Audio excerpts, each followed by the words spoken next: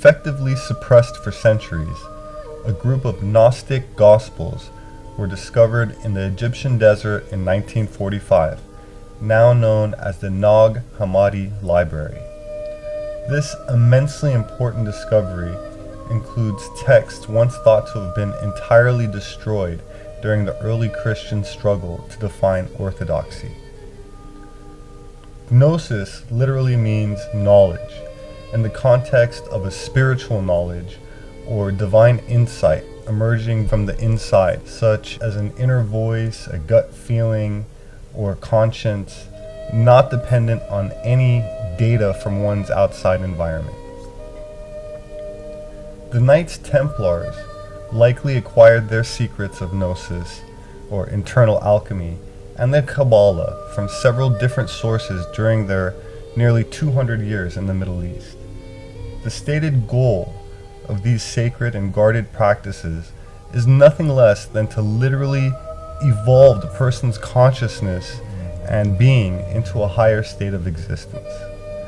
This would include the attainment of certain mystical abilities, such as clairvoyance, heightened intuition, astral vision, etc.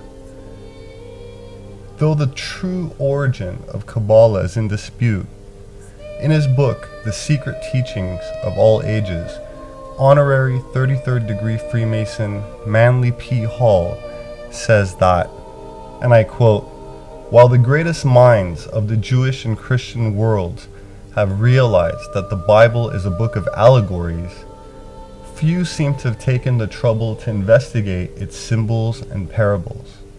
When Moses instituted his mysteries, he's said to have given a chosen few initiates certain oral teachings which could never be written but were preserved from one generation to the next by word-of-mouth transmission.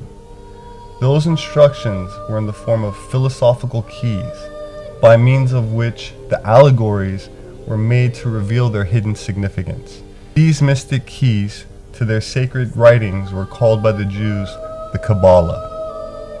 The Knights Templars clearly had a very special relationship with Mary Magdalene and, in fact, venerated her as one of their patronesses. The Templars practiced sex magic, and the goddess represented this occult method of attaining divine wisdom. Snakes and owls were also venerated symbols, which represented Gnostic wisdom. In Greek mythology, a miniature owl traditionally accompanies Athena, the virgin goddess of wisdom, or Minerva, her incarnation in Roman mythology. Snake goddess figurines, found by the British archaeologist Arthur Evans in 1903, of a woman with an owl perched atop of her head holding a snake in each hand, have been excavated from Minoan archaeological sites in Crete dating from approximately 1600 BC. The Knights Templars also came to venerate the Black Madonna, which to them represents both the attractive power of Venus as well as the hidden secret wisdom of Sophia. Incidentally, the Greek noun Sophia translates to wisdom.